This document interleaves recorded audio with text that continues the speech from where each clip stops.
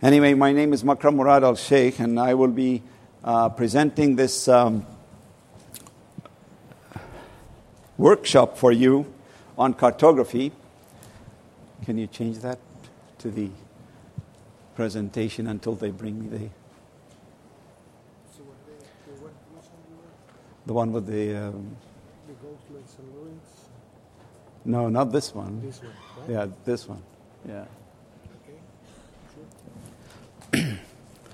I studied engineering way back when I was studying my bachelor degree, and I kind of liked maps all the time. So when time came and I was still in Baghdad teaching in the higher education system, I decided to change course. So I went to the University of Wisconsin and did my master's degree in cartography in science in Wisconsin.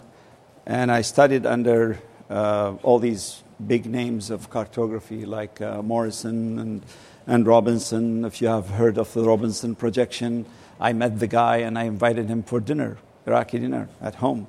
My wife was with me. This is why I could invite people. And then they asked me, what do I want to do in lieu of a thesis if you want to do non-thesis option? And I said, well, I want to do it in remote sensing. So I did that. And while I was there in 1982, I was 2 years old. And this is when there was a course called Problems in Cartography, and they would change the topic each year. And that year was in GIS. And I thought, well, let's take it, because I have to take it anyway. So I took that course, and I thought that is what I want to do maybe in the future. Unfortunately, I was forced to go back to Iraq after to enjoy 2 more wars, the end of the war of Iran and the Gulf War. And after that, I left the country, and in 1992, I came to the United States, and 1993, I was employed by Esri. Not ESRI, Esri. Now you have to get used to it. And I've been teaching since then all different courses. I don't teach only cartography, but I wrote the cartography course, the original cartography course. And I also teach a GIS cartography courses in local colleges and universities since 1996. That's me. Jorge, would you like to speak something? Just a few words. He has been an instructor too. Just in case something happens to me, at least he knows that he has credentials too. I guess I don't have a microphone. They're gonna, yeah, just shout. I don't need a microphone. Only the cartographers need a microphone. I'm a geographer, so I can talk with this. Well, I'm just here helping Makram, and we work together, and we love maps.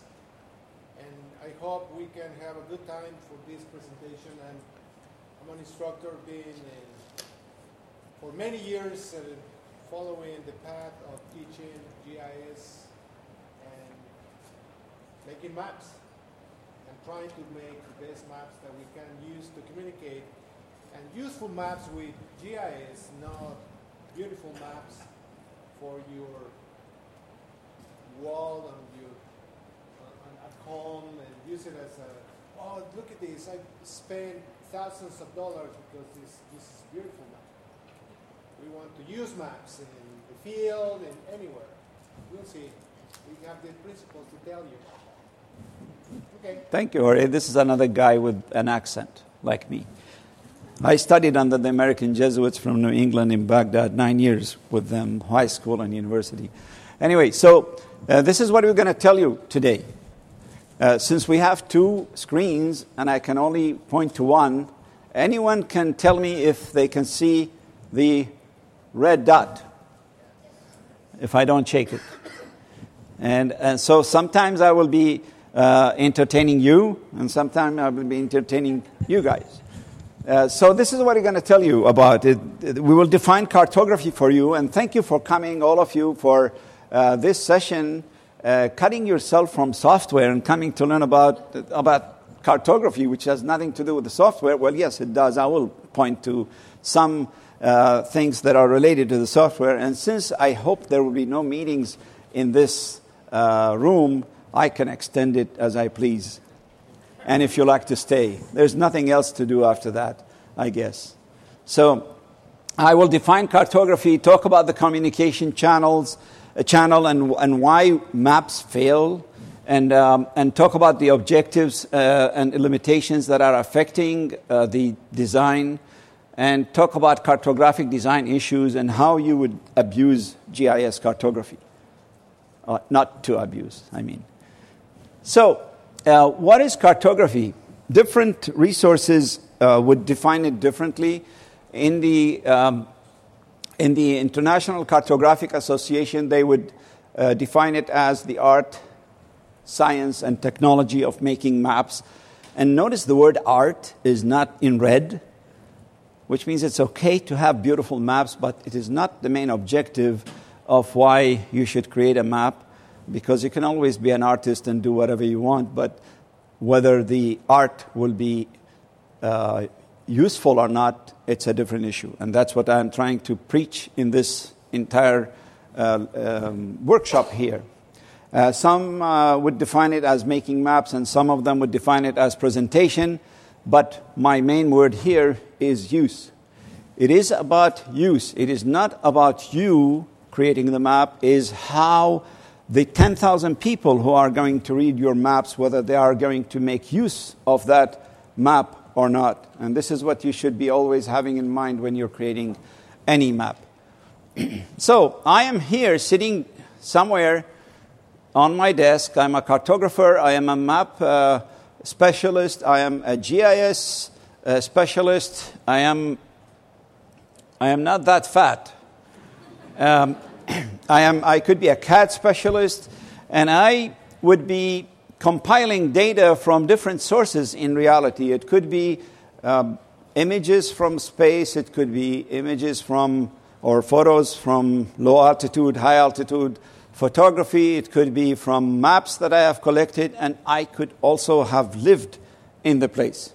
And I sit down here, and based on the objective of why am I creating the map, I would recognize that objective and recognize all that data and select from it what is relevant to my objective, and then classify, simplify my selection, and then finally put some symbols on it, or representing it on a piece of paper or maybe on the screen, and give it to my users who are sitting or standing there with the maps and reading, analyzing, and interpreting what I've placed.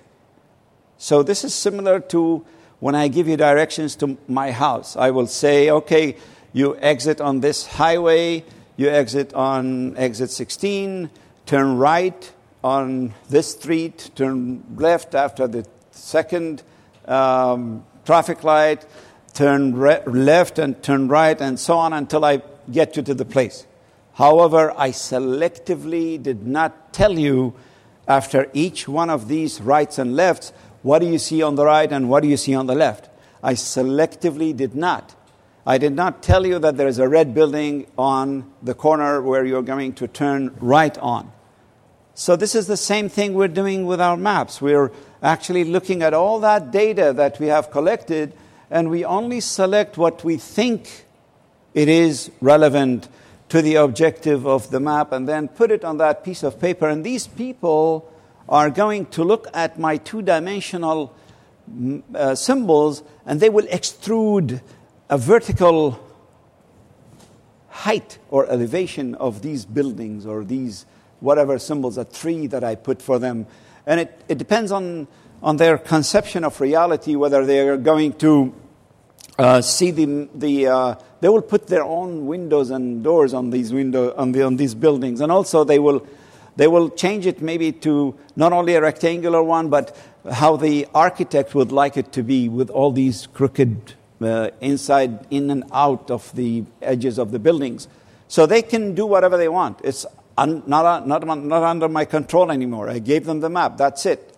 And they are going to create a mental image of that reality. Same thing as you are trying to create the mental image of the reality as I am trying to describe to you how to come to my place.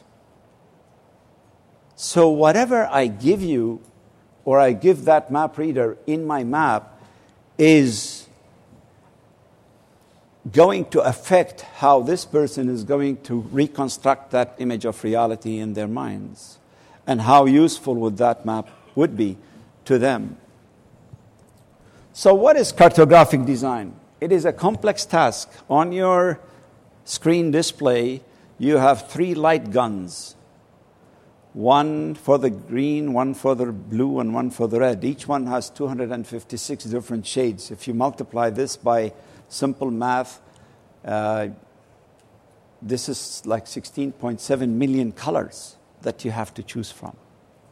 That's a lot to choose. It's like you're finishing high school in the United States and you don't know what to do. And you're going to school, you want to go to study, and there are millions of different disciplines that you can go to and apply to. It's very confusing. Same thing is with maps. There are so many symbols that you can create. Each line can be a full line, can be a dashed line, can be a dotted line, can be a dash and a dot, a dash and a circle, and a dash and a plus. Millions of combinations, and you have to choose from what to choose from. So it's a complex task. It's a highly creative mental activity. You have a specialization. You're a geologist, you're a geomorphologist, you're a hydrologist, you're a city planner, you're an environmentalist, and you have your own discipline. You have all this specialty that you need to work in, and then you have collected all this data, and then you came to my presentation here, and you've learned all that thing, and you're going to collect all this kind of information and put it in your map. So it is a complex type of a task, and it is highly creative. You're thinking about how you place things in the map and what to put and how to color it and so on. You're using concepts of communication. You're communicating with your graphics.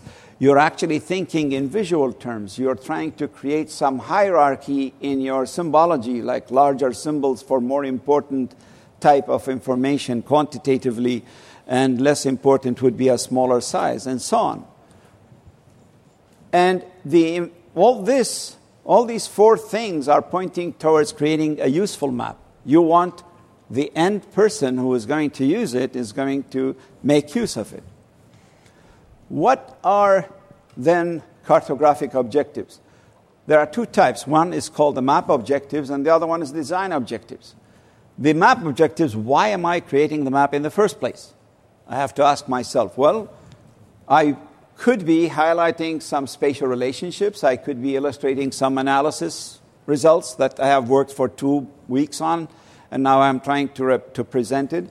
I want to convey some information, and finally I want to have some easier comprehension of this complex type of events that are happening around us, and I'm presenting it in this piece of paper or this display. Now, how do you do that is what the design objectives are. So I'm going to take what I want to create and assign some meaningful symbology to whatever I want to create. And basically, I'm trying to fulfill these map objectives and ensure some truthful depiction of reality. A meandering river should be meandering no matter what scale of map you're using. If it's a large scale or a small scale, it will continue to be meandering. So it's a truthful representation of the reality. And if you want to fulfill some communication objective. Communication objective is actually what are you trying to create, which type of maps. And one of them would be a general map, and the second one would be a thematic map. A general map meaning that you have no bias towards any discipline. Like topographic map, it's being created for many different disciplines. You do not want to be biased to any discipline, and therefore your symbology, you will have a variety of information, but your symbology will be of equal importance. And therefore your symbology should be subtle, which means no dark colors, no large objects, so that you do not attract attention to something that you do not want to attract attention to, because basically you're not biased. But in thematic map, you are actually focusing your design on specific things. Like, for instance, you want to create, in terms of qualitative thematic map, you want to create a soil map. So you are biased towards the soil society or discipline. And it is qualitative because what you are trying to do is to just identify which soils they are. You're not saying that this soil is more important than the other. So basically all your soils are of equal importance, and therefore your symbology should also reflect that. You should not use dark or light in that kind of map. All of them should be of subtle type of symbology. In terms of quantitative, yes, I want to make some large and some small, because I am depicting quantity. So there are some places where there are more population, and there are more places that are less population, and therefore my large or small symbol would indicate that. The size would be the type of a quality or property that you want to establish in this map. You can turn a soil map from qualitative to quantitative by saying, okay, I want to accentuate this map by some color indicating that this soil is more fertile for corn production. In this case, you are being biased now towards the other soil types that are non-productive for the corn. And so you want to make it darker, or maybe you want to show it in a different color. Like, for instance, red, which comes to your eyes in a higher visual level than green or than blue, because of the wavelength and how our eyes and retina would react to the longer wavelength first, which is the red, and the shorter wavelength next. So, next thing you want to think about, which projection should I use? Well, I am licensed to say that there is no projection on Earth that is correct. And for those of you who have been attending the previous session, you already discovered that. There are some distortions, and these distortions can be either in shape or area or distance or direction. You cannot maintain all these four properties in one map.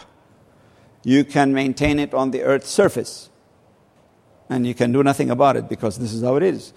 But when you turn it into a two-dimensional piece of paper, this is when projection is going to be used, and this is when you have to do away with at least one or even two or even three of these properties and just keep one. For instance, you preserve only area. This is what is called the equal area projection. This is what you should be using maybe in a population density map, where you want to compare data based on density. In this case, it has to be an equal area projection. And there are three different types of projections by geometry. It's cylindrical, conical, and azimuthal.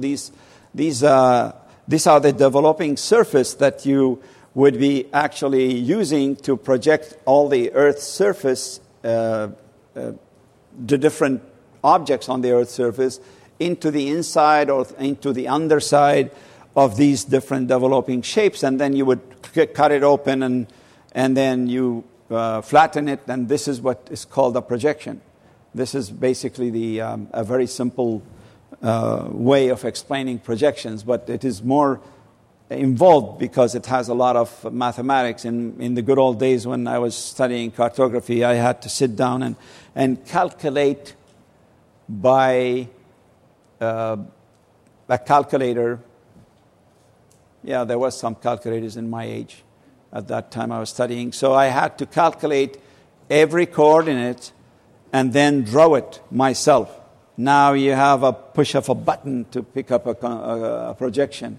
You are more lucky than I was when I was studying projections. Now, how much details should I include in my map? Well, depends on what scale are you using. If you are creating a large-scale map for the city where you want to have every tree should be taken care of in the map, this is a very large-scale map. Normally, engineers would love that. And it is important because they are going to run the pipes, and they want to know not only the location of the trees, but what type of roots. Do they grow downward or they spread horizontally? And you want to be away from the roots when they grow horizontally so that you lay the pipe and you don't have a lot of maintenance to do on your pipes. So you need a large-scale map. But if you're trying to develop, you're a city developer and you'd like to see how the city is expanding in the year maybe 2020 and 2030, then you don't care about the individual trees anymore. You are now looking at a smaller scale map where you are going to get rid of a lot of details, and this is what generalization is all about. And then you are going to look at the general picture of their larger extent. This is why you go from a large scale to a small scale, because you're not interested in details, in local details. You're more interested in larger extent. So you will be using generalization, and these are the different types of generalizations or things that you could do. So you could omit. Omitting meaning that there are these four different larger rectangles, and there are some small ones. You keep the larger rectangles and you get rid of the smaller ones. Of course, engineers and surveyors will hate you for that, but this is life. You're looking at a smaller scale. So you're not interested in that detail. This is okay. Don't give your map at a smaller scale to the engineer or to the surveyor, basically.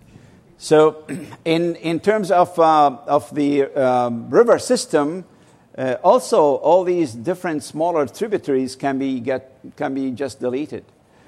You can aggregate. So you have several different locations of points, and instead of representing them as points, say like they are trees, instead of showing them as point features, you can create a polygon aggregating them into a zone of trees, which is called a forest. And then you would specify in your database a polygon instead of a point. You can also collapse. You are looking, this generalization is happening into two types most of the generalization is happening when you are going from large scale to small scale, but also you can do it at the same scale, but for another purpose. You do not want too much detail and you can get rid of things. But most of the things are happening at a small scale. So at a small scale, a thin river, which is represented as a polygon here, can be collapsed into a line, which you can. You don't need the polygons, you will go into a line. At the larger scale, you have digitized all your streets as polygons. But what if you wanted to do network analysis? You cannot do network analysis with polygons. You have to collapse them into lines, center lines, and then do the analysis on the lines instead. And so we have simplified. There's a lot of vertices here in the lines, and also there are many different pieces of information for the buildings. I can generalize it, I simplify it with maybe lesser meandering here, still meandering, but lesser meandering than what it was. And also in terms of the buildings. I can also displace. Displace, that means I can move a feature away from its position. Don't tell your surveyors you did that. You can do that because you are trying to create a more easier to read map. There are two lines that are very close, and you want to show them as they are separate. As you go to a smaller scale, these two lines are going to really combine and become one. So what you have the cartographic license to spread them apart. Now here's the deal. Instead of telling the surveyors I did that. You tell them I'm going to use cartographic representation, and I'm going to graphically move these apart, but the geometry remains the same. This way, everybody's happy. But you have to learn cartographic representations. This is why you need to go to a cartography course. Or maybe ask downstairs tomorrow about cartographic representation. You could typify. So I've got these 2, 4, 6 buildings in here. I typify it with 3 buildings. I want to show there are buildings, but I don't want to show every single building. I am going to a small scale. This will be too crowded, so I just typify it with 3. I could also refine. So instead of having this particular jagged line, which happens to be somebody who has done very crooked or maybe very fast digitizing, I could refine it by maybe curving those lines a little bit. But what I'm doing, actually, I'm deceiving the map reader. Anytime you make changes like these, please don't tell them, Makram told me this. Tell them with a small line underneath that I have moved things away from location for clarity. Be frank so that people would actually always believe you, that you're not cheating. You can tell them that you have also added some vertices to these to make it nicer, look nicer. So tell them this. Not too tiny like the advertising in the credit cards. They show too tiny text. Legible enough to read, but not too overwhelming on the map. Classifying. You have 3 different types of clay soils at the larger scale.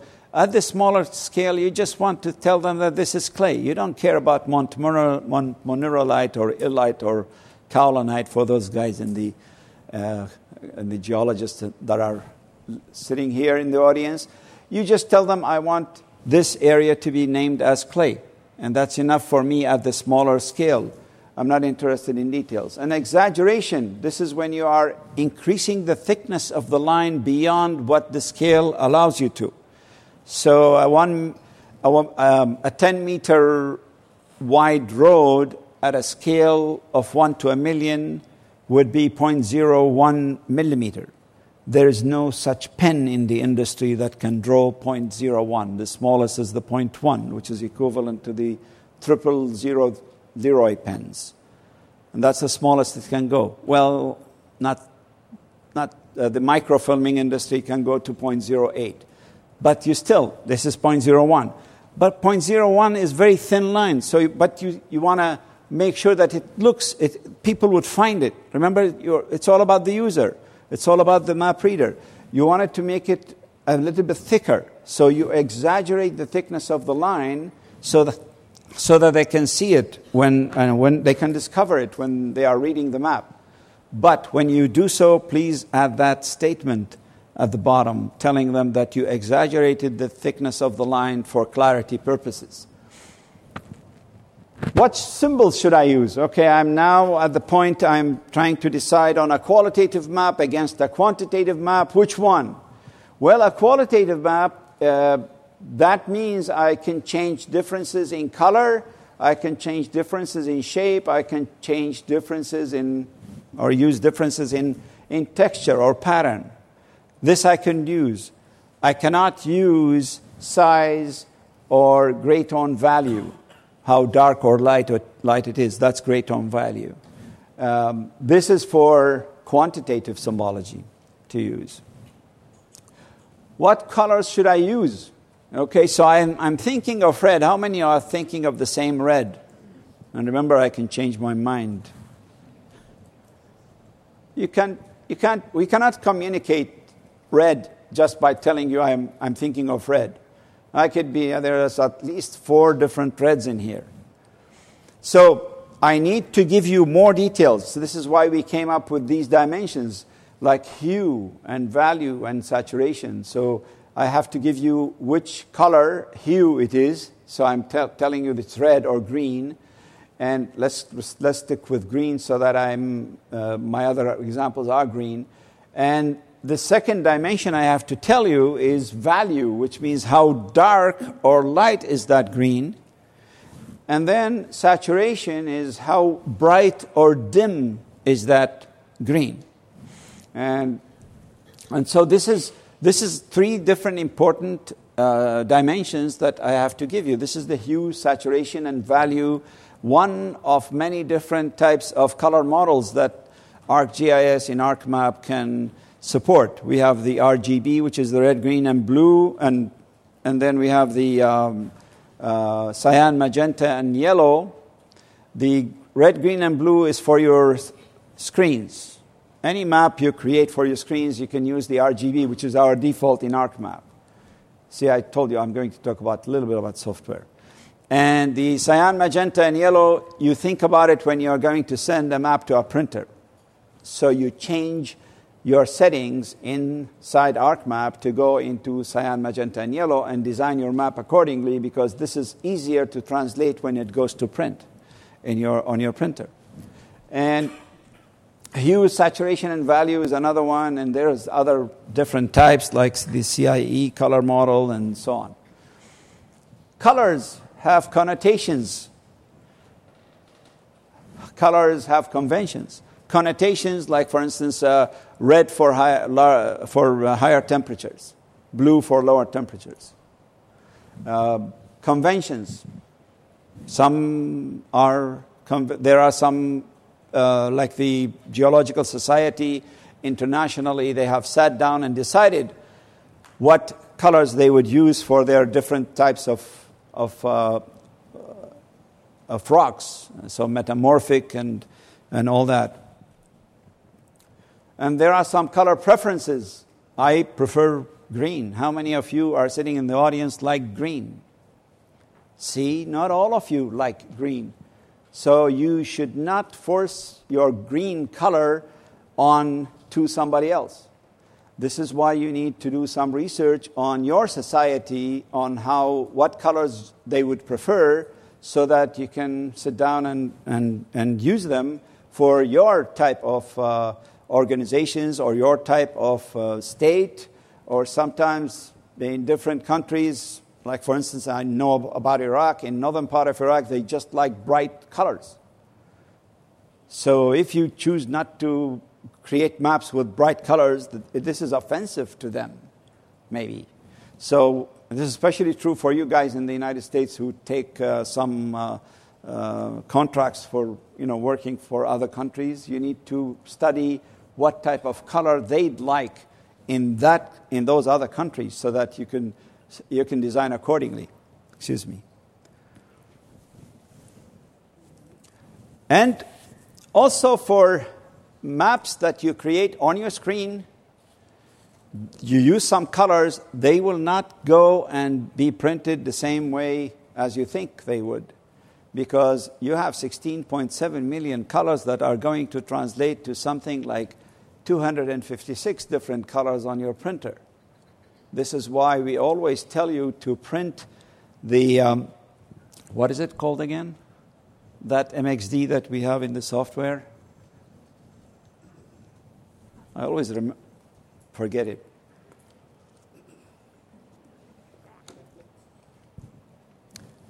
I will remember it. It will come. So there is this MXD file that it is a color model in which you can print it on every printer that you have, calibrate.mxd. Search that under the program files, ArcGIS, search for calibrate.mxd, and then send it to print to your printer that you are going to use to create your maps with. Then select the colors that are from that chart, so that you can make sure that whatever you select on your screen will actually be printed the same color that you want. Now, this is for you guys. A lot of GIS people do not know that the human eye cannot decipher, notice the word not, cannot decipher more than 12 colors on one map.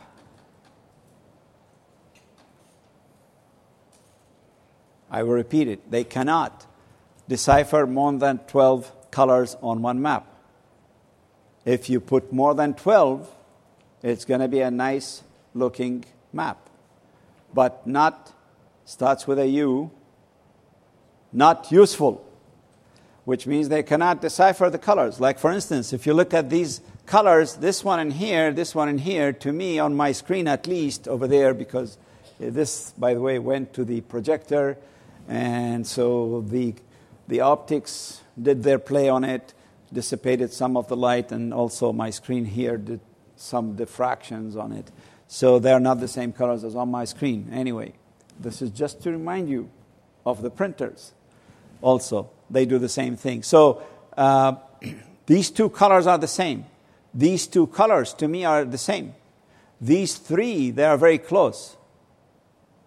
These are, when you try to create a map and let the software decide for you, to the map, to ArcMap, to the computer, this is at 253 of red and 254. It knows it's different, but to my eye, it's not.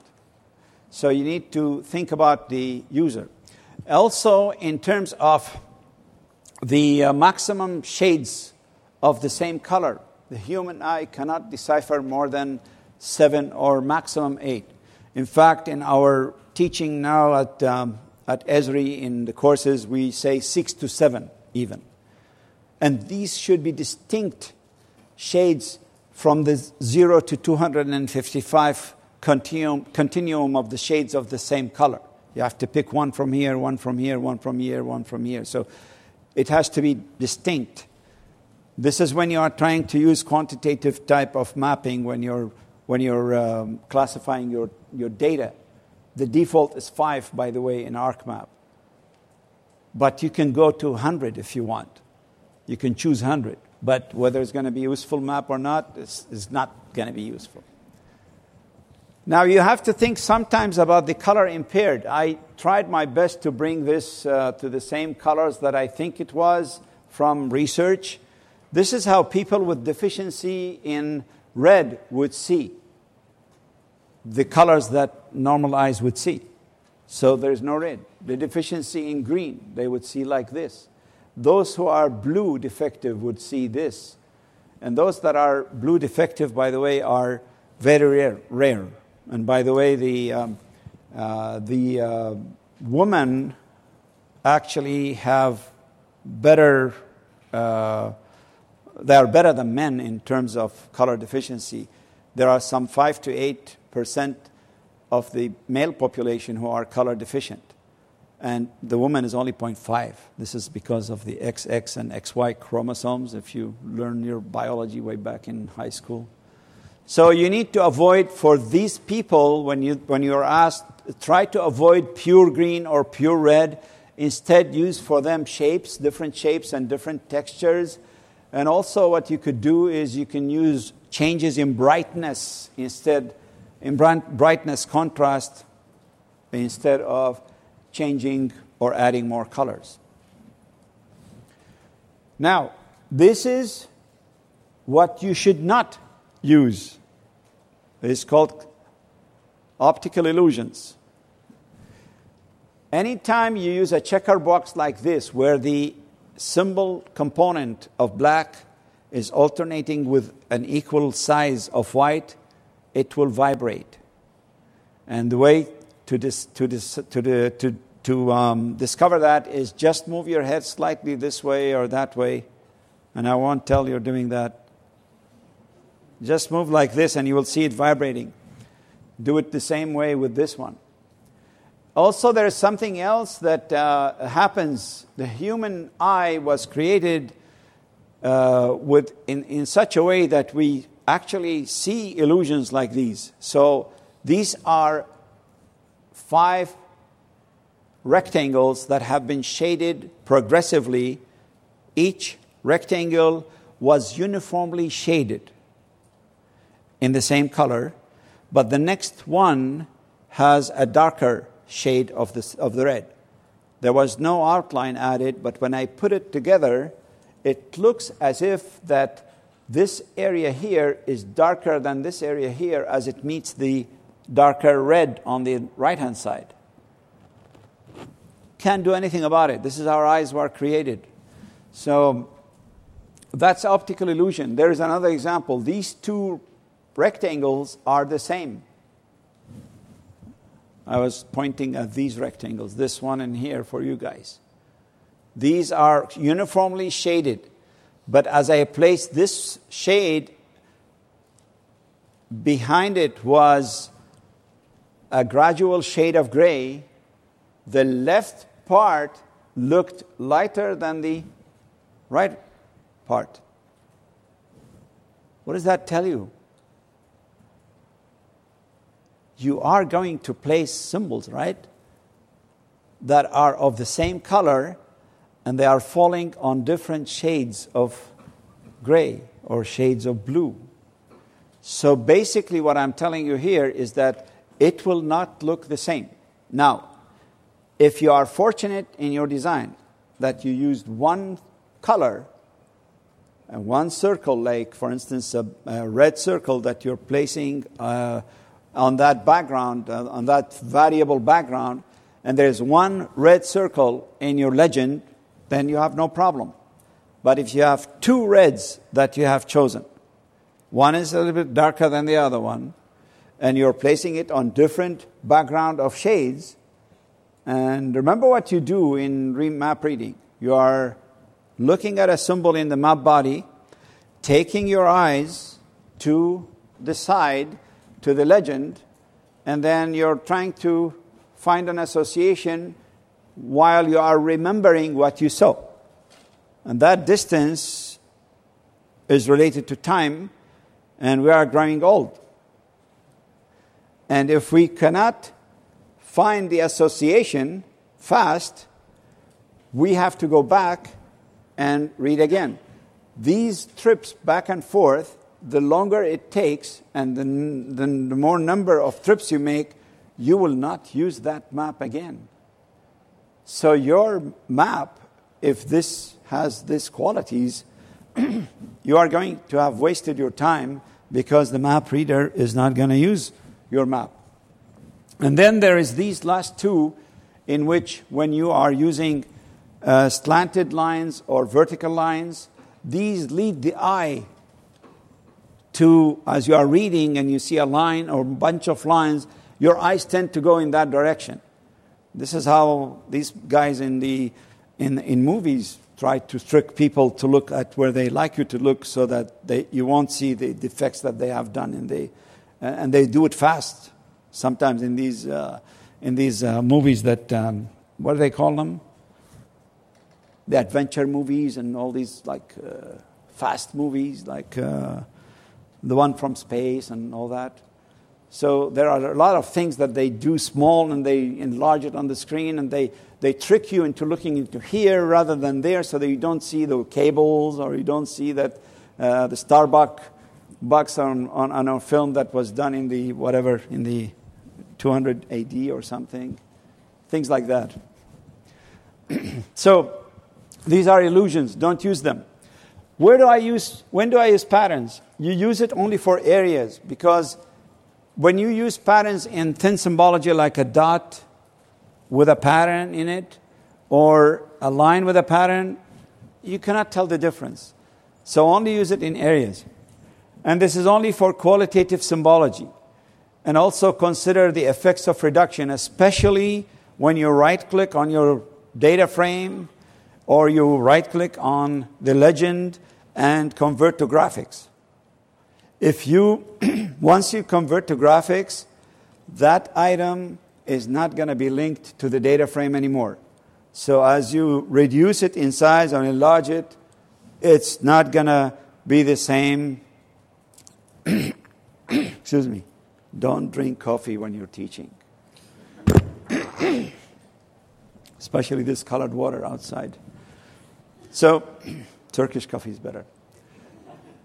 So the problem is that when you convert to graphics, what happens is that the item that you have converted to graphics will lose the link to the data frame. So as you reduce it or enlarge it, it will not have any effect on the other one. So the data frame will not change. If you change the data frame, the legend is not anymore connected, and so it remains the same. So if you have converted to graphics, then what happens, if you use patterns, the patterns will not look the same, especially if one is reduced or enlarged. So they will not be the same. And this is what you want to. You want to have your legend very similar to your map body so that people will be benefiting from reading the legend. How legible are my symbols? Well, it depends on the size of symbol and how far are you from the map. So this is what happens. When you put your map in the map gallery, there are people there who are going to judge it. Especially if you say, I want it to be in this category and I want to win an award. Well, next year you are going to win an award because you are here. So what you need to do is, if the map is going to be placed on a wall, it means that I'm going to read it something like 3 to 5 feet away, or maybe a meter or so away. I need to design my symbols and my text to be legible at that distance. If it's being handheld, it's okay. Most of the time we can read it. But if it is placed on a wall, you have to design it as such. Your smallest text and smallest symbol must be legible at the distance that was designed for, which is in the map gallery, it should be at least 3 to 4 feet away, or 5 feet away, or maybe 1 meter to those who are metric, 1 meter to 1.5 meters away. So the United States should have gone metric 1984. So in the elements of cartography, and part of my presentation, which you are going to get, by the way, on the DVD after the conference, there will be a bunch of references. One of them is the elements of cartography. In one of these places in the book, there is a graph in which you can enter it with how far is the distance of viewing, and you will end up how many point sizes, your minimum size of points that you, of the symbols, the smallest symbol that you should be using in your map. And that's a very useful one. I've just given you an example. And notice that not all people have perfect vision. Remember that we test our eyes only at 20/20 and maybe every other year. So if you're looking at a map after 1.5 years, after you tested your eyes and got that glasses, it might not work. Especially if you are after 30 years like me. I'm 31. Oh, I'm sorry, I'm 30. Are there any specifications? Well, yes, there are. In the International Cartographic Association, there are 3 perceptions thresholds. There are 3 thresholds. One of them is called the perception threshold, which is the legibility of the smallest detail. So the smallest detail would be if lines should not be less than 0.1 millimeter. For those of you who are not millimeter, they don't know what millimeters are, you have to divide by 25.4 to get it in inches. And then you have to multiply it by 16, all that thing that is not easy to use. And then the points. The points should be, if it is a full point, meaning that it is all colored in, if it's a square, it should be 0.5 millimeter, the minimum, 0.4 millimeter if it's round.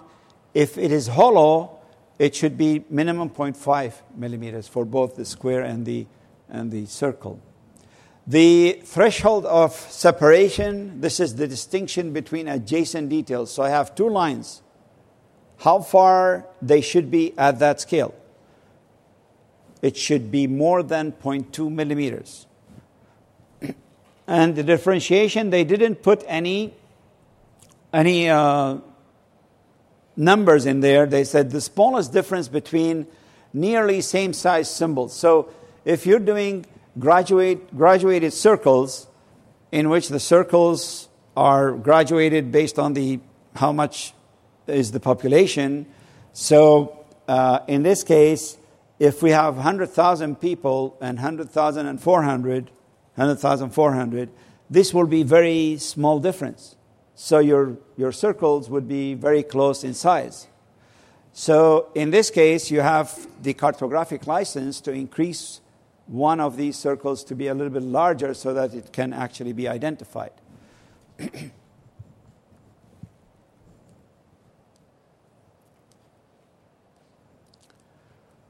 Creating visual contrast and hierarchy. Visual contrast is actually why we can see, because there is contrast. So there is, in terms of differentiation, if I did not do any contrast in my symbology, like the symbol, the example in here, I just drew these two, and I know that I'm drawing for my map some land and some sea, but I did not identify them. However, I could gray the land or I could gray the sea. In this case, I have increased the contrast between the land and the water. I could also create some relative importance by adding some size. In this case, symbology with larger circles and smaller circles, or lines with thinner and thicker lines. Or I might be using variation in color value, how dark or light it is. So I'm increasing the contrast between my symbology.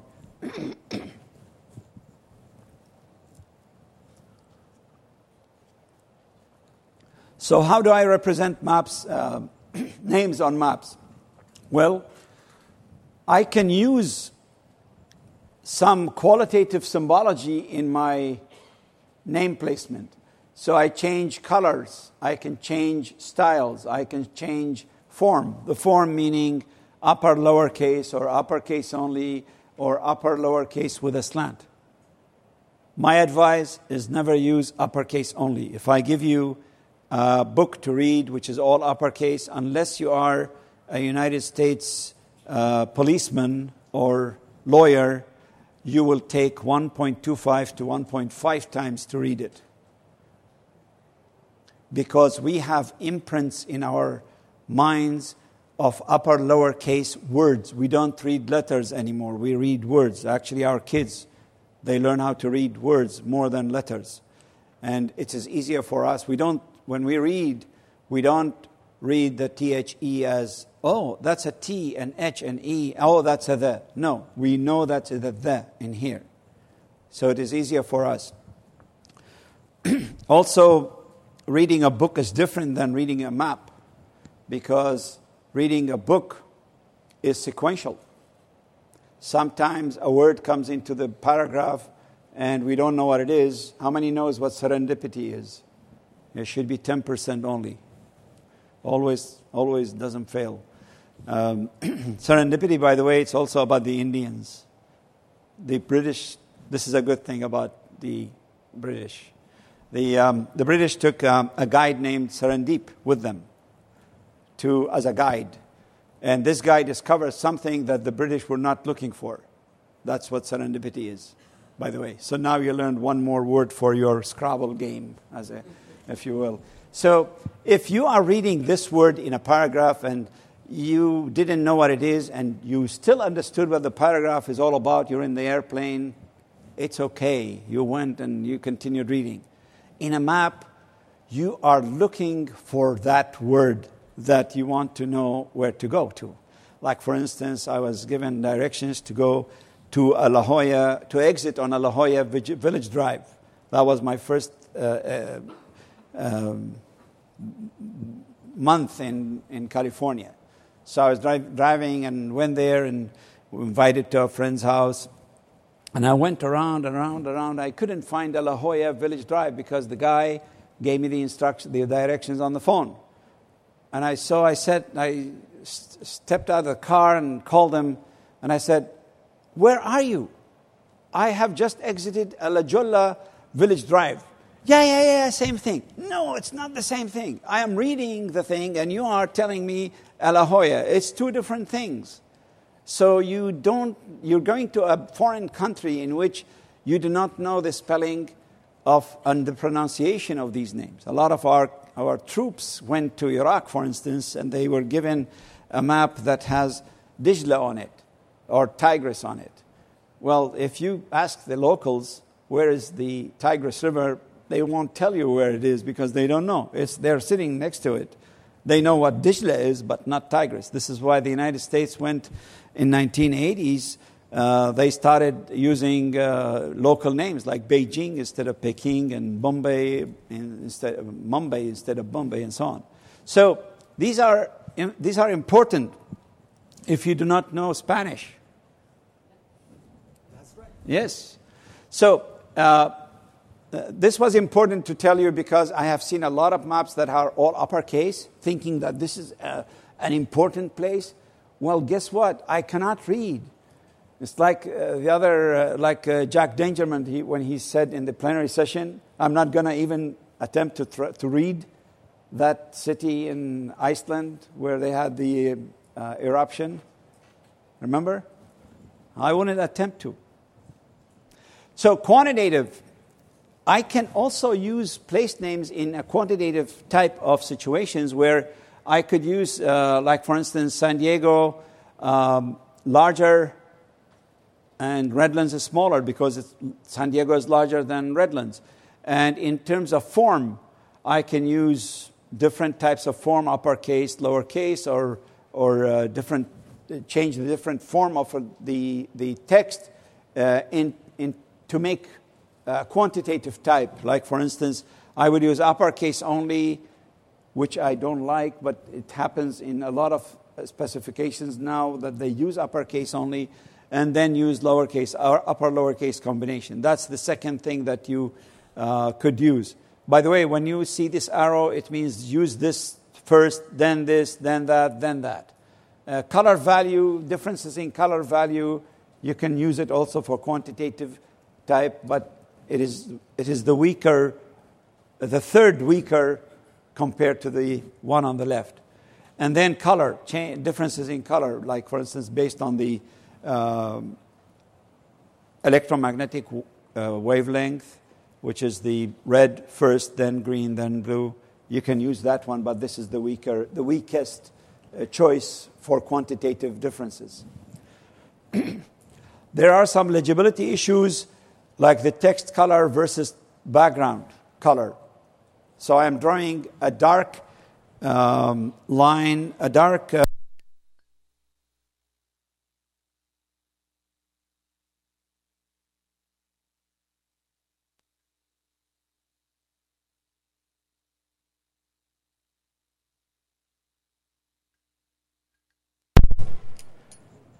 Can you hear me? It worked. I did electrical engineering, one course, in Home Depot.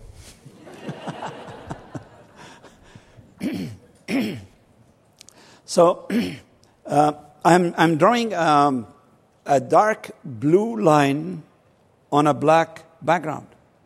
No matter how long I draw it to make it more distinct, it will not be distinct. So that was an I. So any text that you are placing, it's going to be placed on several background colors. You choose one color text for all the names that you're going to place, but they're going to be placed on several different color backgrounds. You have to think about which color to use that will have enough contrast with these backgrounds. Very important. And I talked about uppercase, lowercase, and no fancy. I love Old English style. In fact, I learned 60 different lettering styles way back when I was 1 year old, and in the 60s. And the one that I love most is the Old English. And I did all my Christmas cards with it. But I will never use it in my map because not everyone knows how to read Old English. And of course, I do all these intricate kind of calligraphy. But don't use it in my maps. Here is my family. Jack and Laura are my friends. Jackville and Lauraville, this is my name, and this is my daughter's name, my son's name, my sister's name. Well, there were only 3 Shirleys in Baghdad, by the way. One of them was my sister, and Shirley Temple was in the United States. So, readability issues. In the United States, this is what they use normally. Your first choice of placing the name relative to a point is in the upper right position. If there is no space, then you go to the lower right. If there is no space there, see how crowded it is? Then you use the upper left. If there is no space, then you go to the lower left. And then if all fails, then you go above, then below. Never put the name on the same line because it can add an O to the beginning or the end of, and it can mean different meanings in other languages. Placing names along lines. Notice the Mississippi here is placed at an ambiguous location because I don't know if the Mississippi is going to flow this way or that way. I don't know. So in that case, I would move the Mississippi at the intersection so that I would not have any ambiguity. There is an article which has 25 pages in the American Cartographer about place names. Don't be frightened about 25 pages. They're all graphics about where to place, where not to place. This is done by Professor Imhoff, who is a Swiss cartographer. They are best cartographers in the world. And so he has done all this do's and don'ts, and you can read it. And it is part of my presentation as well in the listed in the at the end of my presentation. Now, in terms of contours, the software, what it does, it will pick up the midpoint of the contour line and then place the text in that direction, how it was digitized, whether it was digitized that way or that way, it will place it. So you will get something like this. What you should be using actually is a virtual line that will be perpendicular to a bunch of lines, and this is where you place your labels for the contours. In Maplex, how many of you have Maplex? How many of you have ArcInfo and don't know they have Maplex? You have it. By default, you have it. If you haven't used it, it has 140 different rules that you can set. It will at least give you a solution for maybe 60% of your headaches of labeling. And then you turn everything into annotation later on, and then you fix the remainder that you want to fix to make it very legible map and useful map. I am holding a map and I'm reading an English map or map in the English language, not necessarily English, could be American. So the way I place my text for easy reading, I need to look at all the texts that are especially vertical. The ones that are horizontal should always be read easily horizontally, but the ones that are on the left should be read from bottom up. Anything on the right should be from top to bottom. Anyone who speaks Arabic here, you should change this direction. Okay? And the description is not backwards. Backwards is a relative term. So what map elements do I use? Oops, bad statement. I did not put use at the end. It's not my fault. It's actually the fault of giving us a new template in which everything is scrambled. You think that you can move things, it doesn't work. You can fix it. Yes, thank you. While he's fixing it, these are the different types of elements that you can put. I'm not saying that every map should have it. Notice, if you are creating a map that is population density, and what did I say population density earlier? What kind of projection you would use? Equal area. Now, is the equal area projection Does it have the scale correct everywhere on the map? I'm assuming it's a small scale map, so it's a larger extent. And the answer should be starts with N. No, it's not the same everywhere. So basically, if you are creating a map that is of this type, which is an equal area projection, which is a population density map, there is no need to put a scale bar in it because it is not correct everywhere. There is no need to put it. Do you have to put north arrow on every map? No. But if you're going to get fired, then I would place a small one, gray, not black, which means that you don't put a high contrast on it, and put it discreetly. Because how many times you would use the north arrow on a map? Starts with an O. Once. Once you orientate yourself, you don't use it anymore. So it's a secondary thing. It's not. The main thing is your map body. This is where you should be attracting attention to. And this leads us to the visual balance. They gave thousands of people maps, and they looked at their eyes where they fall the first 10 seconds. And guess what? It falls on a place which is about 5% above the geometric center of the map, the 5% of the height of the map. And the geometric center is the intersection of the corners. If you draw lines at the intersection of the corners, you get the geometric center. They discovered that they would look at a point which is 5% above it. What does this tell you?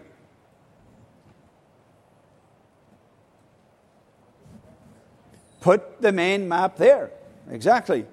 Unless you are in Florida, where the panhandle pushes to the right, pushes the mainland to the right. But what can we do? They can split that portion and give it to somebody else. Yeah.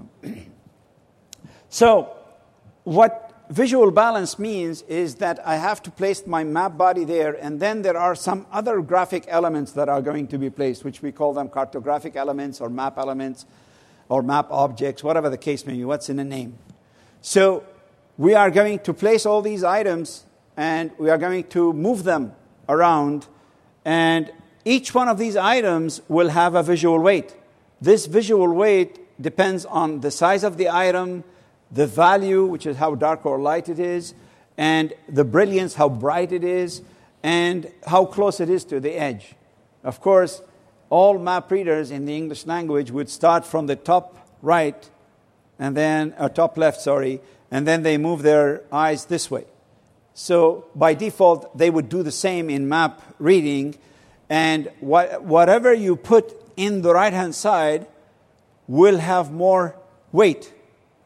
They will get attracted very fast because you will get into your map with your eyes on the upper left within fraction of seconds, and then you would concentrate here, and then anything that attracts you here, you will immediately move your eye to that location. So you should not put heavy objects, visually heavy objects there. No dark things, no large things on the right-hand side, especially in the lower right. And what about gaps? People are just afraid of a gap in a map. So what they do, they throw in a north arrow, throw in a scale bar, throw in a ship, and enlarge those because there's a gap. Well, guess what? You don't need to be afraid of the gap, but keep the gaps at the top of the map rather than at the bottom. With this in mind, there's a test for you. You think that you don't have tests in this? It's not leisure anymore. This is not a complete map. This is my disclosure. And you are not allowed to add anything to it. And no one of these maps are correct or is correct. So which one is the most visually balanced based on what I just said a few minutes ago? Please be brave. 2C. How many 2C? You didn't listen well. You ate too much at dinner at lunchtime. I said no gaps at the bottom. 1B. 1B? What did you eat?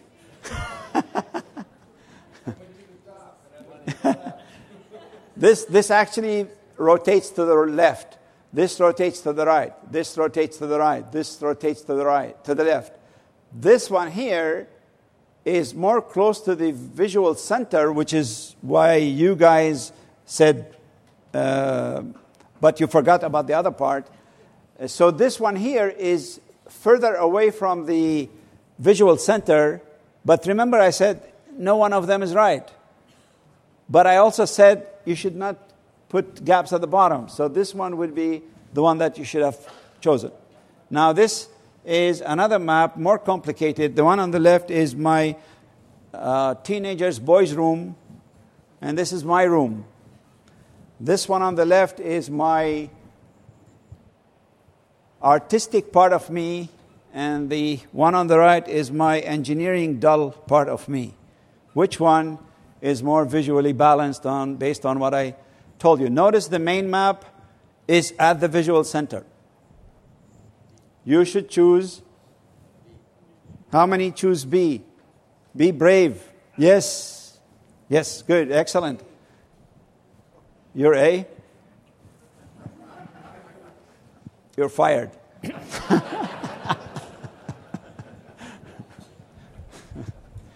Okay, now, don't think yourself as an American when you're looking at this map, or British for all that matter.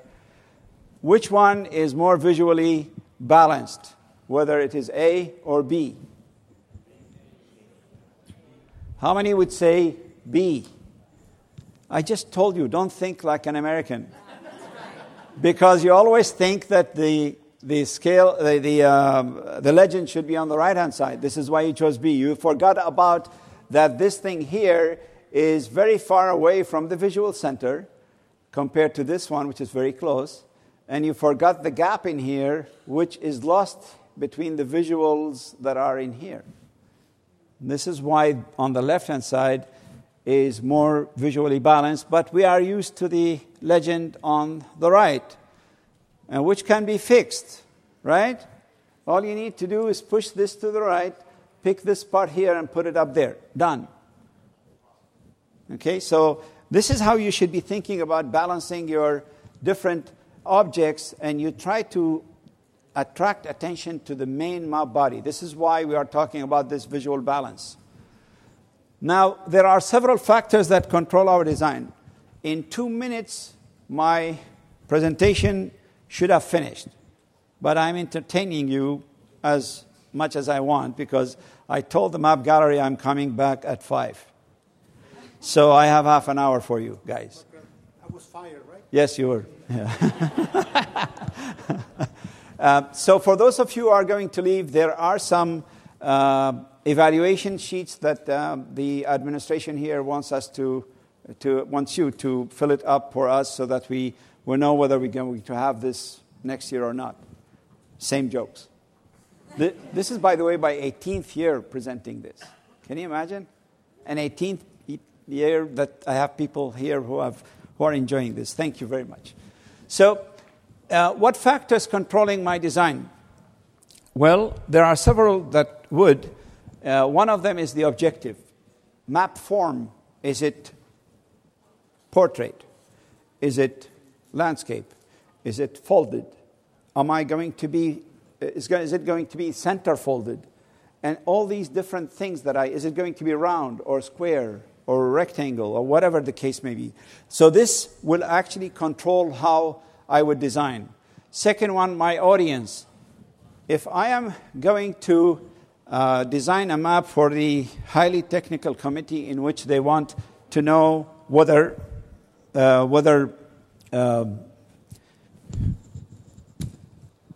yes, please, thank you. Whether they want to know whether to place the landfill on a Montmorillite clay and with a slope of less than 15%, or with a a certain type of zoning and a certain type of land use and away from local streets within half a mile distance, then what kind of design would I be creating for them? I should be placing all these different... the polygon that I will be selecting would have to fit all those, and I have to show in that map for the highly technical committee that it is actually fulfilled.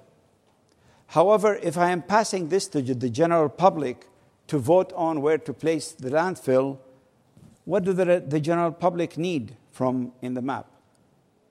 How far are they away? So basically the polygon and probably the street center lines of the main ones only.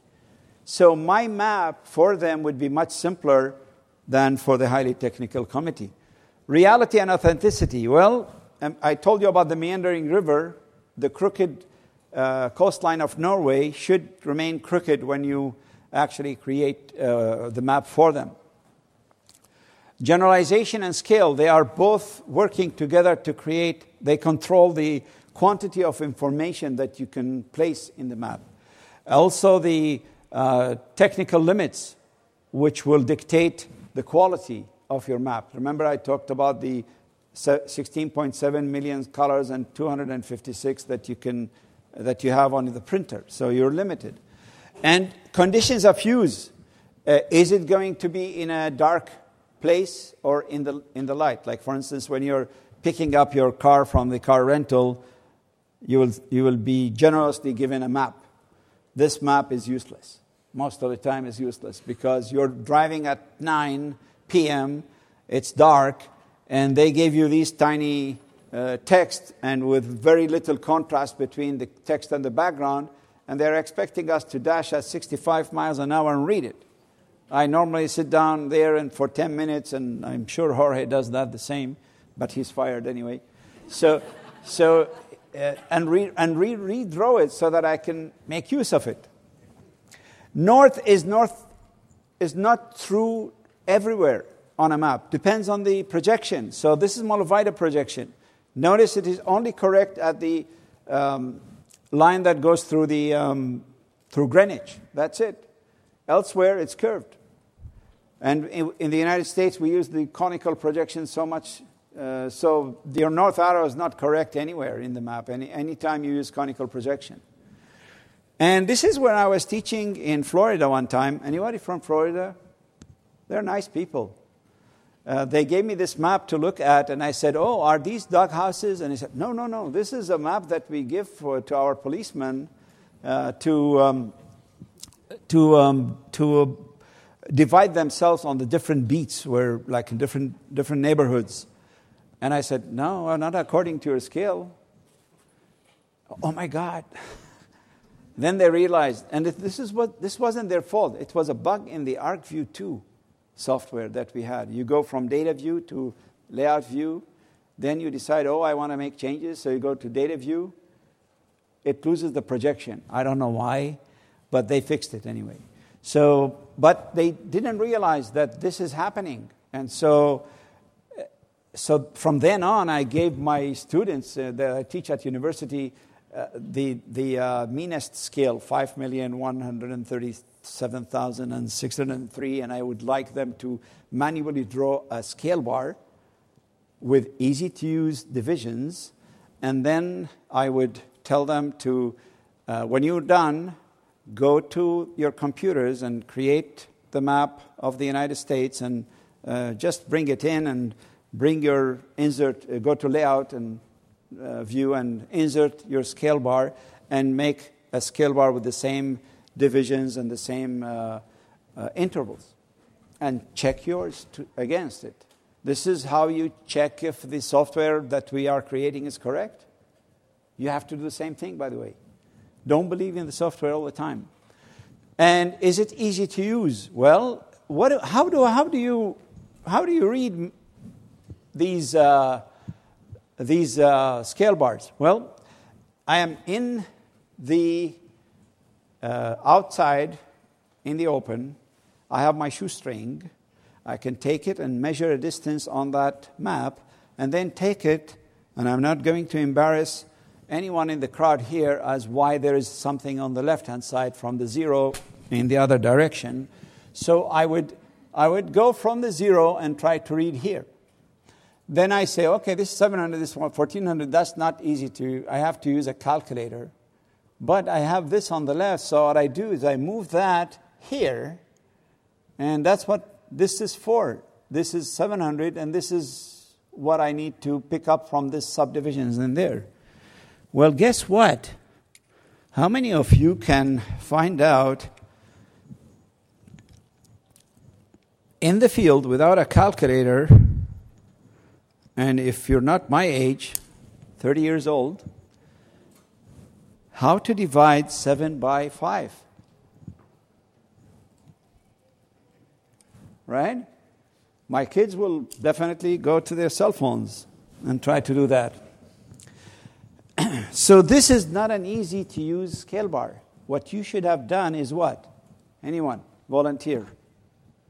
By now you should know me. It's an easy to use. No, nothing to do with metric here. It so happens it's in meters, but it doesn't matter. Have 7 subdivisions on the left. Or better, make your main divisions up to 5. So you go to 500, 1,000 instead of 700 and 1,400. If you don't know how to do it, go downstairs and somebody will show you how. And if you don't see anybody, come to the map.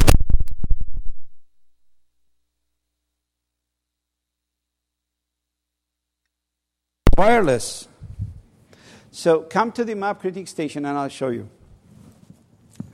The other thing is I am now creating this kind of a map, which is a classification map. I'm classifying my data into 5 categories. Each category is a range of data. The minute I do that, what am I doing? Starts with G, and it has a Z at the end somewhere. It has an N, an R. Generalization. I'm doing generalization. And if I'm doing a generalization, what are these decimal places doing in my generalization? No need. Really, there is no need for generalization in this case. But because the software does it, you keep it. You should not keep it. And there is a way. And if they don't show you downstairs, come and I'll show you. And maps for screen displays. This is my saddest slide, because anything that I teach in the software that you need to do, which is advanced drawing options, using multiple layer symbols, using picture symbols, using dashed lines and patterns, dot density, halos, and complex statements, SQL statements for text, all this that I like to do, I have to avoid because of performance, because you're putting your map and people who wants to look at your map, they need to look at it fast, and they cannot do it because they have to wait for all these things to calculate and draw. Well, guess what? I finally discovered that you could do something else. Not really finally, it was 2 years ago. That you could do what is called? Image flattening. What is image flattening? Meaning that all these things that have been placed on the screen with all these things, what you could do is you could save that to an image instead. And when you save it to an image, all the things that you have that has been calculated is now captured in a raster format, and now you have got one image. Unless you are trying to serve layers, that's a different issue. But if you're not, then this is image flattening that you could use, and therefore you can have now you have one layer to serve instead of several different things happening and wait forever to display. Finally, think of your user when you're creating your map.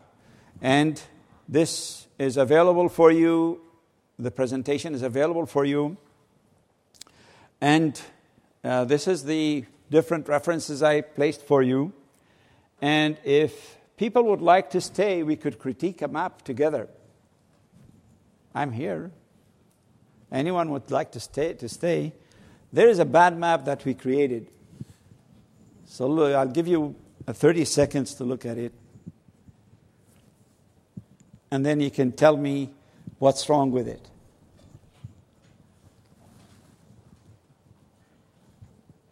I'll help you. When you looked at the map, what attracted you most? Maine. Maine, right? And what is the theme of the map? It's about the Gulf of St. Lawrence, right? But you looked at Maine first. Isn't that sad? That's one of the problems. And you mentioned the province names are in uppercase. And what else? The expressway, what about it? It's too thick. And it's in red. And it attracts you most. And was that the Gulf of St. Lawrence? No. What else? Two scale bars. Now I'm not against two scale bars, but look at the scale bars. What about them? What is it? Oh, they're different number units. These are different units, yes. So people, because remember, these are Canadians, they need metric, and we are the United States, we need the miles. So look at my hands. Align the zeros so you can compare things. Okay. Now what else? North arrow. What about it? It's the second thing after you. Yeah, that's right. It's the second thing that can attract you. First of all, it has a border. Here's a clue for you that I didn't talk about, because this is what we teach in the longer course. Do not put graphic hurdles in the eye of the reader who is trying to get somewhere to read. Any border you put on any secondary element is a hurdle. So your legend should not have a hurdle. It should not have a hurdle. That means no border for the legend. Should not have the word legend in it. The word legend is only for engineers and surveyors. I happen to be an engineer, I know that. So you don't need the word legend. And you do not need the word map off. It's already a map, we know that. Why do we need a map off at the top? What about the logo? That's great. Logo. Perfect. That is perfect. No, they changed it. You're fired. They changed it even. For one thing, if I want to draw that logo, I would draw it, first of all, starts with the letter S, smaller. Second has to do with, outside the map would be where? Outside the map. I wouldn't put it at the top because it's not that important. No Esri people here, so it's okay. It should be somewhere discreet. Unless you are advertising yourself, some of you guys would be advertising yourself in here because you want some business or something. You would enlarge the logo. That's fine. It's business type. But there's no need to make it large. And third is, even if you want to keep it there, at least the background should be the same background as the land. Not two.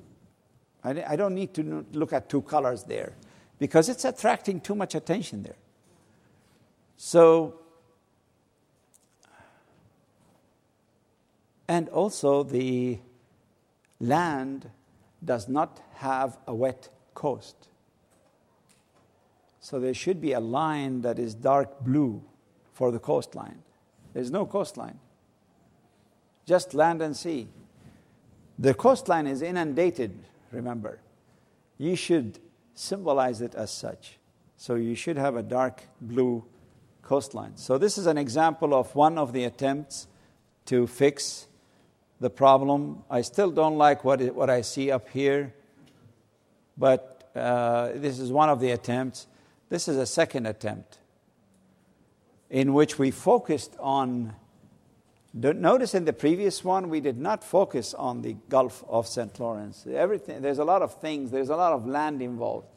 Here I focused on, I enlarged it, and notice this is now my center.